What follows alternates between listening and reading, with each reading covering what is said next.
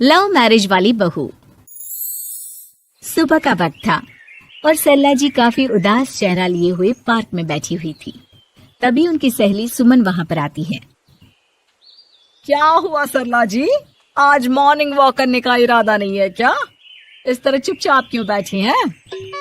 आई तो थी ये सोचकर कि पार्क में जाकर थोड़ी देर पहले टहल लूंगी, लेकिन क्या करूं, मन ही नहीं कर रहा।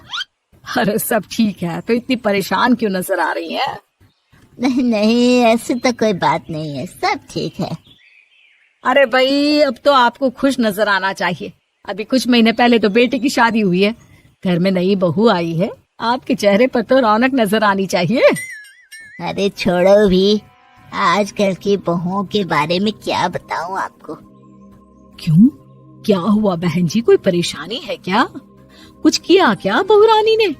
अरे भाई, अभी तो शादी को 6 महीने हुए हैं। अब आपसे क्या छुपाना, आप तो जानती है मेरे बेटे ने लव मैरिज की है और मुझे ना इन लव मैरिज वाली बहुओं पर बिल्कुल भरोसा नहीं। ना जाने कब मेरे बेटे के कान भर दे। अरे लेकिन सरला जी, आपके बहू बेटा तो आपके साथ ही रहते हैं, फिर आपको इस बात का डर क्यों है? पता नहीं क्यों बहन जी, अभी तो मुझे अपनी बेटी दीपाली की भी शादी करनी है। बस इसी बात को सोचकर परेशान रहती हूँ। ये लव मैरिज वाली बहू पता नहीं कितने दिन परिवार में एडजस्ट कर पाएगी। कल को अगर बेटे को लेकर दूसरी जगह चले गई तो क्या होगा? अरे हाँ, याद आया, दीपाली तो दिल्ली में नौकरी करती है ना? हाँ हाँ, बहुत अच्छी नौकरी लगी है उसकी। और आप किसी से कहना मत, अपने ऑफिस में साथ में काम करने वाला कोई लड़का उसे बहुत पसंद है, बता रही थी मुझे। लेकिन अभी तो आप कह रही थी कि आपको लव मैरिज और इन सब में भरोसा नहीं है। अरे तो क्या हुआ, जहाँ बेटी खुश रहे वहीं मैं खुश हूँ। और वैसे भी बेटी को तो दूसरे घर जाना है, वो लोग जाने और उनकी बहू जाने, मुझे तो बस अपनी बेटी का ब्याह करना है। अच्छा अच्छा, ठीक है ठीक है, जैसी आपकी मर्जी।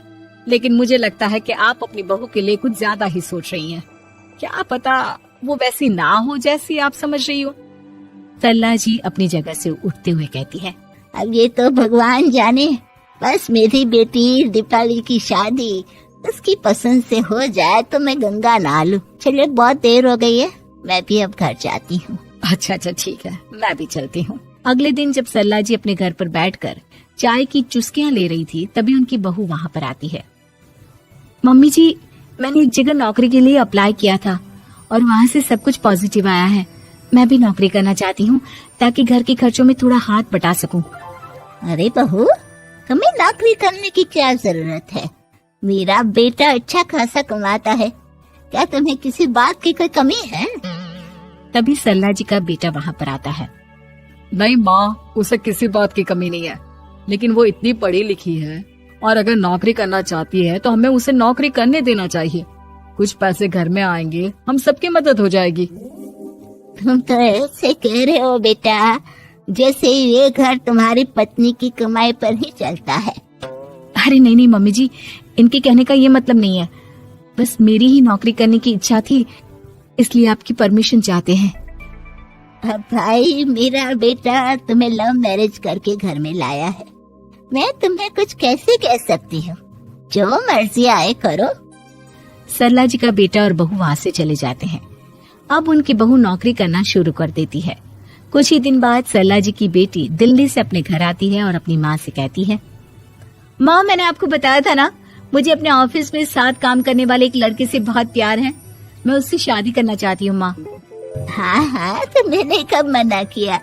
अगर तुम उसे पसंद करती हो तो उसके घर वालों को कहो, हम आपस में बात करके तुम्हारी शादी तय कर देते हैं। अरे लेकिन माँ, एक बहुत बड़ी परेशानी है। क्या परेशानी है बेटा?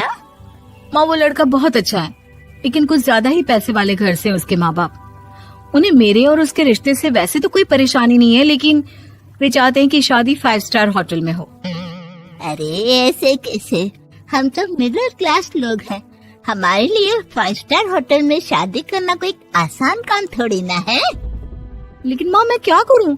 मैंने उनसे बात करने की बहुत कोशिश की, बस एक इसी जगह बात अटक गई है। साफ साफ कह दो बेटा, शादी करनी है तो ठीक है, लेकिन ये 5 स्टार में शादी करने वाली शर्त मैं नहीं मान सकती। अरे कैसी बात कर रही हैं आप मम्मी जी? अगर दीपाली को कोई लड़का पसंद है तो हम उनकी शादी के लिए पूरी कोशिश करेंगे, और अगर बात पैसों की है तो कोई परेशानी नहीं है। हाँ हाँ, तुम्हें तो बस बहुत आसान लगता है सब। जिस तरह तुमने मेरे बेटे से इतनी आसानी से शादी कर ली, सारे काम उतने आसानी से नहीं होते। समझ में आया? हर काम करने में पैसे लगते हैं। लेकिन माँ, मैं उस लड़की को बहुत पसंद करती हूँ। सही बात है बेटा, लेकिन तुम उस लड़के से साफ साफ कह दो, अगर उसे तुमसे शादी करनी है तो अपने घर वालों को मनाए। अगर नहीं मना सकता तो तुम दोनों अपनी गृहस्थी अलग से कहीं सेट कर लो। कोई जरूरत नहीं है अपने माँ बाप के साथ रहने की। मम्मी जी, ये आप क्या कह रही हैं? मैं भी तो आपकी बेटी के साथ लव मैरिज करके आई हूँ। अगर मैंने भी ऐसा ही किया होता तो? लो, अब तो मुझे उल्टा जवाब देने लगी। देखो बहू, मैं तुम्हारी सास हूँ, मुझसे ठीक से बात करो। लेकिन माँ, भाभी ठीक तो कह रही हैं। हाँ, अगर बात शादी के खर्च की है तो मैं उस लड़के से कुछ कह सकती हूँ, लेकिन उससे अपने घर वालों से अलग होने के लिए कहना, ये सही होगा क्या? आप तो समझिए माँ। और वैसे भी मम्मी जी, मैंने कुछ महीने पहले जॉब करना शुरू कर दिया था और अपनी पूरी सैलरी बचा कर रखी है।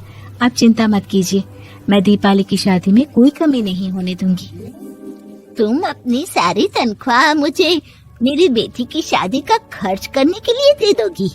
हाँ माँ, मैंने भाभी को पहले ही सब कुछ बता दिया था और वो इस बारे में सब कुछ जानती थी, इसीलिए उन्होंने पहले ही नौकरी करनी शुरू कर दी ताकि मेरी शादी धूमधाम से हो सके। तभी सरला जी का बेटा वहाँ पर आता है। देखा माँ, जैसा हम हर समय समझते हैं वैसा होता नहीं है। आपको लव मैरिज करने वाली बहू से नफरत थी ना, लेकिन अपनी ही बेटी की लव मैरिज पर आपको कोई एतराज नहीं था। ये तो गलत बात है ना। हाँ बेटा, सही कह रहे हो तुम। बहू, मुझे माफ कर दो, मैंने तुम्हारे बारे में गलत सोचा।